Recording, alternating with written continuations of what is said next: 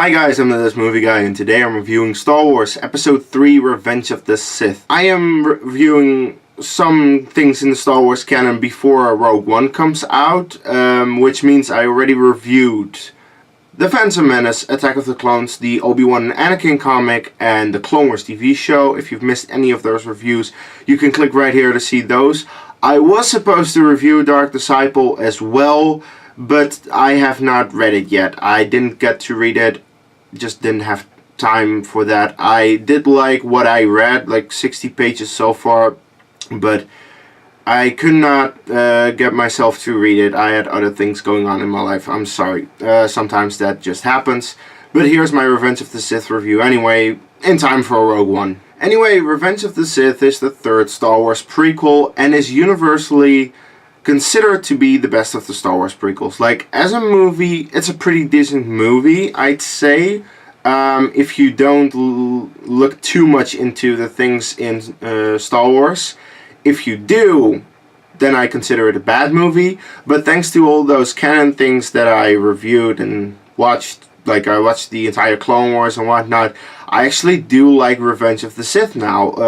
Mostly thanks to Clone Wars though, so I'll definitely have some Clone Wars references in this review. Now, the fact that I only consider this movie to be good thanks to 6 seasons of an animated kids show does not mean this movie is good. I do think the movie is not very good. It's bad. It's like a 5 out of 10 without that. That's what I reviewed it before, but after rewatching the entire Clone Wars again this year, I was like, let's rewatch Revenge of the Sith and see how things work better. So, when I did rewatch Revenge of the Sith after watching Clone Wars, I was like, yeah, these things work better now thanks to Clone Wars. So what are the things now that have improved for me in this movie? Now, there are a couple of things. First of all, Anakin. Anakin as a character, thanks to Clone Wars, is so much better than Anakin in the live-action movies. Like in Attack of the Clones with Hayden Christensen. Boy, that was terrible.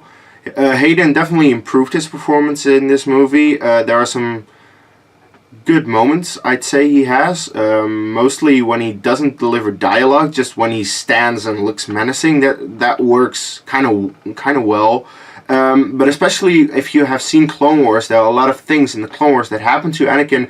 Then I'm like, oh, that's cool. That's actually something that makes me believe that Anakin has that pull to the dark side, and when he eventually turns to the dark side, which, based on this movie alone, happens way too fast, is really rushed, but thanks to Clone Wars, I actually believe that. And the thing is, they should have actually set that up in the previous 2 prequels, but the previous 2 prequels never really bothered with that. So if you just watch the movies, like Episode 1 and 2 hardly do anything to help us believe that Anakin is this dark side guy, and then in this movie it happens really fast. He goes from being a good Jedi that tells the Jedi Order, like, okay, I found out who Sidious is, to I'm killing children within the time span of like 10-15 minutes. That's so fast that I'm like, no, that's bullshit. But thanks to Clone Wars, it's more believable. There are a lot of episodes in there that make you believe that turn is justified. So when you watch Clone Wars and then watch this movie, it's like, that makes sense. So that's a better moment now. Also, there is more to Palpatine's plan thanks to Clone Wars. Palpatine's plan is really, if you look at it from The Phantom Menace and Attack of the Clones and Revenge of the Sith, coincidence that it happens. Like, he planned certain things and you're like, yeah, if you plan it like that, mother of coincidences that it actually happened the way you planned it. But thanks to Clone Wars, there are some things that help it. Certain things like the clones have chips in their head that makes them turn against the Jedi, which makes it more believable when they actually do kill the Jedi, because in the entirety of Clone Wars you see that the Jedi and the clones have a good relationship. And also in this movie, like up until Order 66, there's nothing really that makes you believe the clones are against the Jedi, but when it happens, it's like really rushed and forced, and it's like, why does this happen?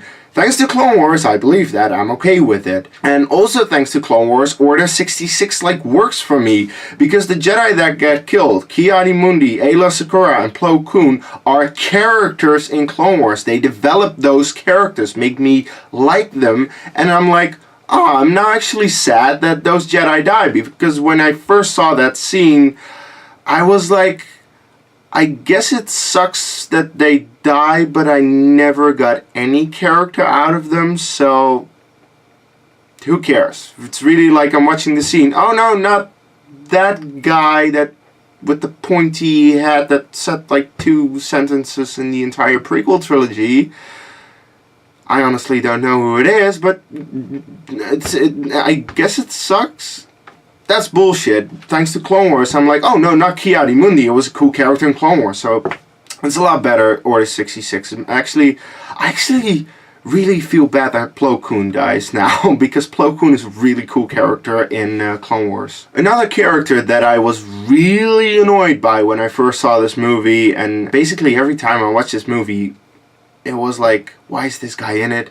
It's General Grievous, but General Grievous in the Clone Wars made into a better character, made more sense, so I'm a little bit more okay with him. I still find him very annoying, and he's part of one of the worst lightsaber battles in Star Wars history, but it's a little better thanks to Clone Wars. Clone Wars also fixed some continuity issues with the original trilogy. There are some things this movie does that don't really align with the original trilogy, but some things are fixed thanks to Clone Wars. I won't go into details, but there are just some things that it fixed for me that I'm like, oh no, it makes more sense now that I've read some books also like Catalyst and Dark Disciple. Those things have a little bit more things that I'm like, okay, it makes a little bit more sense. And the Canon comic. Also, when I reviewed this movie first, I was really against the Opera House scene because of the M word that is mentioned. But now that I know more about Plagueis, I'm actually really liking that scene. That scene introduces us to Plagueis, also shows a little bit more of the manipulation that Palpatine does to Anakin. But Plagueis is a big player apparently. It actually sucks that his novel was decanonized, that it's now Legends, because his novel, I heard it's really good. I read a synopsis about it, what it does. I heard things that it does, that novel. And I'm like, Plagueis was a really cool character, and really makes me appreciate that scene that they mention him there, and it's like Darth Plagueis the Wise was something big in the Star Wars universe. So yeah, I really do like the Opera House scene. And that was basically all that really improved for me. Now, there already were things about this movie that I did like before even going into Clone Wars and the books. Some of the things that I just like about any Star Wars movie: sound design and score. Ben Burtt and John Williams are legends for me in Star Wars. The score in every Star Wars movie, all 7 of them that John Williams did, is phenomenal. Even in this one, I love the Battle of the Heroes theme for the fight between Anakin and Obi-Wan. I'm not a big fan of the fight, but I love the theme that John Williams made. I prefer it to Duel of the Fates. I know, sue me, but I do prefer it to Duel of the Fates. It's just really cool. And this is the first prequel that doesn't look like it's horrendous CG, because this is good CG. This is finally a good looking movie. This is a movie that is more than 11 years old right now, but it doesn't really feel that dated. The CG holds up quite well, and it really looks cool, especially the opening scene. I love the opening scene. There is nothing in my book that is wrong with that opening scene. From the first time that it pans down to Coruscant and you see the Venator class destroyer there, the Jedi fighters fly in, and you see the war. That is one long tracking shot. That tracking shot is awesome. I love it. And I love it up until the point that they land in the hangar and they want to spring the trap. From then on, I love it a little bit less. I still like it, but at least that beginning part is awesome. I love it, and as a Star Wars fan, I cannot believe that anyone disliking that. That's just a cool scene. That is something that I wanted to see in every prequel, basically. I wanted to see it in Attack of the Clones, when we had the Clone Wars going on. Show us a goddamn good battle, because the battle that we have in Attack of the Clones, the Battle of Geonosis, not a fan. This is a cool scene. This is a really cool scene, that opening shot. And also something that, even though there are some painfully awkward cringy dialogue scenes. The performances and the writing is a lot better. Like, yes, you have the moment with Anakin and Padme on the roof that she wants to have the baby on Naboo. Yeah, that sucks, but I'm trying to be positive, and I'm like, Hayden did give a better performance. This is probably Natalie Portman's worst performance out of the prequels, but whatever. I love Obi-Wan, Ewan McGregor as Obi-Wan, I mean, and I love how diabolical Ian McDiarmid is as the Emperor. Like, he's really diabolical. Like, no, you will die. It's just so funny. Like, he goes all out with the performance, and it's just believable. It's like, yeah, okay, it's cool. I like it. That's really all the positives I can say about Revenge of the Sith. And those positives are better than the negatives I'm going to go into. So, however many negatives I'm going to say, the positives that I just said outweigh the negatives for me. Now, the first thing that I'll say I don't like about this movie and about any of the prequels, and I won't ever like it, the lightsaber fights, the lightsaber over-choreographed fights. Yes, I am never going to like the fact that it's over-choreographed, and yes, I mean even the Anakin versus Obi-Wan fight.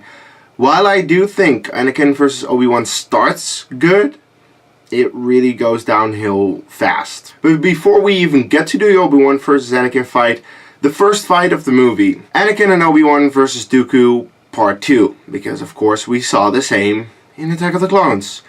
Is it better than the one in Attack of the Clones? Yes, because basically anything is better than that fight. But it's still, I don't really like it. They try to recreate the setting of Return of the Jedi with the throne room, which I'm not a fan of. Dooku still uses a stuntman for a lot of things. When he comes into the room, he flips off the balcony. I'm like, why? Fucking why? It's over-choreographed. It's satisfying that Dooku dies, especially after seeing Clone Wars and reading a bit of Dark Disciple. Like, yeah, Dooku is kind of cool. So there's more of a personal connection between these three, which also makes for kind of a continuity error, because Anakin says, my powers have doubled since the last time we fought, and the last time they fought were a lot of times during the Clone Wars instead of the fight in Attack of the Clones, so that's a continuity error. But I already said the Clone Wars fixed more about this movie than it did it harm, so I won't really complain about that. But yeah, I'm just not really a fan of this fight, except for the fact that Dooku dies. That was kind of satisfying. Then the second fight is like one of the worst lightsaber fights in Star Wars ever. Grievous versus Obi-Wan. It's fucking horrible. Grievous with 4 lightsabers is like stupid. When they do fight, Grievous hardly ever uses 4 lightsabers until one gets cut off. When he has 3, he uses like 2. It's shot incredibly awkwardly, because if Grievous would actually go with 4 lightsabers as Obi-Wan, he would slash him up in 2 seconds. But Obi-Wan has to live. So it's fucking stupid. So that lightsaber fight is fucking horrible, I think. The next lightsaber fight is Palpatine versus Windu and extras. Because seriously, what the fuck happened there? This also is up there with some of the worst lightsaber fights. Like, they go in there with 3 Jedi Masters and Windu. The 3 Jedi Masters get killed within a minute. Less than a minute, like a few seconds. The first guy that Palpatine kills, like, turns around and then gets stabbed. It's like, what were you looking at? The guy is attacking you! What the fuck is happening? It pisses me off to no end. What the fuck happened there? It's like, just no, dude. Just fucking no. So it starts off horribly. And then when it continues, Palpatine fights really awkwardly because he's an old man. He can't really fight. There's a weird flip that he does that doesn't really work. It's really over choreographed. It's stupid. One thing I do like is the faces that Palpatine makes, which is absolutely hilarious. Like there are some of the funniest faces I've ever seen in a lightsaber battle, and it's like, at least Ian McDiarmid is trying. He's at least giving a performance. Yeah, Windu dying And yes, he dies. He's not Snoke, guys. Come on, fuck off. That's fucking stupid. He dies. It's done there. And don't ever bring Windu back into the canon.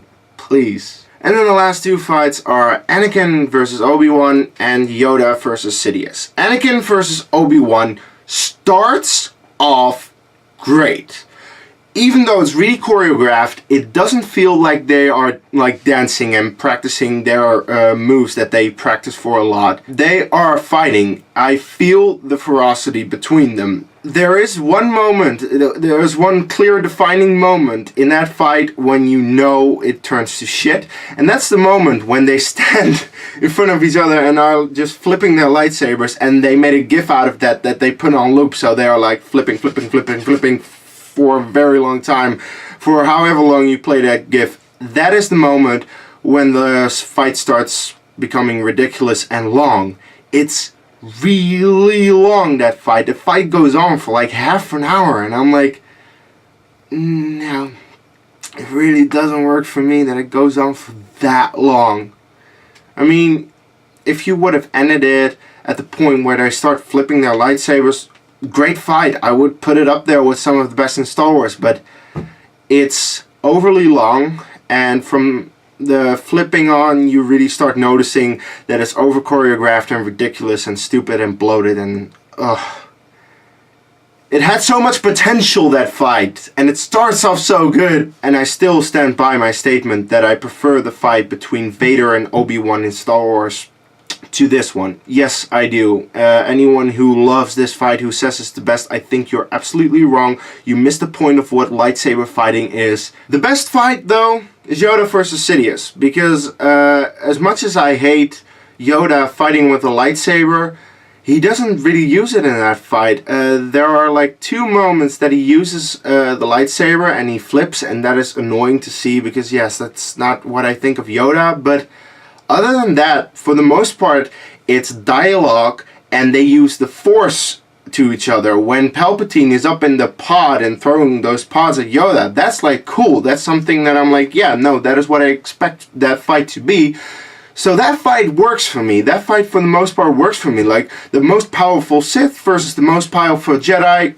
Yeah, cool. I like that. That is one fight that I actually do like, even though I'm not a fan of Yoda using his lightsaber, and as I said, I am not a fan of Yoda using his lightsaber. But this, come on, that's fucking awesome. I don't care who you are, whatever you think about Yoda using his lightsaber, that is awesome. Another issue I have, this might be a nitpick to some, but it's so stupid to me. In a universe where we have seen every single ship lift off vertically, never having to use a landing strip ever, when they need a landing strip for their separatist ship to land on Coruscant, there is a landing strip right where they need it. That is fucking stupid! Anyway, they totally shoehorned in the Wookiees and Chewbacca.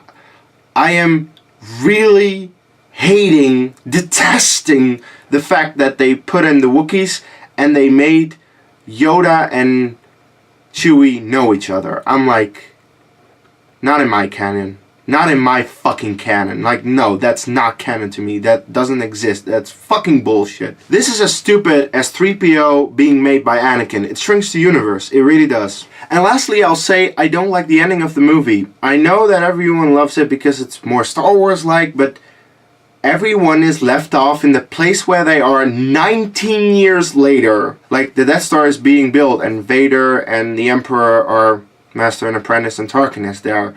And Obi-Wan delivers the baby to Owen and Beru. And Leia is being dropped off at the Organas. And we are just supposed to believe that in the 19 years, nothing happens to them.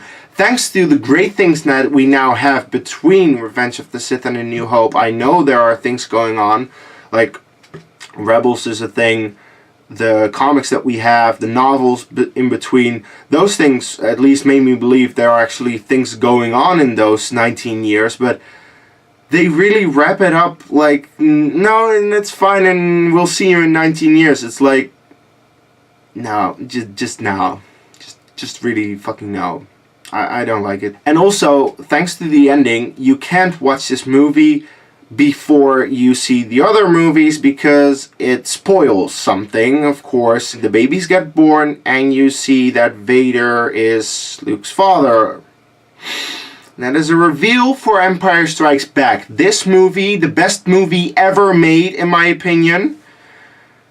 And you ruin the best moment in that movie when Vader reveals he's Luke's father. But thanks to Revenge of the Sith, if you would see Revenge of the Sith before you see the original trilogy, which you should never do for your first viewing, yeah, it fucks it over, so that sucks. So thanks to this movie, you cannot watch the prequels before the original trilogy as your first watch. I mean, you can, but it's not recommended. I mean, everyone in their right mind should just watch the original trilogy, then go back to the prequels and see what happened there instead of the actual saga in chronological order, which I now prefer to watch thanks to all the things in the canon that I have. But if I were to introduce someone to Star Wars, I would say we begin with the original trilogy, then we watch the prequels, and then you can do Force Awakens. But in the end, I like Revenge of the Sith. I will give it a 7 out of 10. Like, I accept it as a Star Wars movie. I can definitely watch it occasionally, and that's basically it. Now, there is one thing that I haven't reviewed yet between 3 and 4 that I have read, and that's the Canon comic, which in my opinion is the best comic of all the ones that I've read.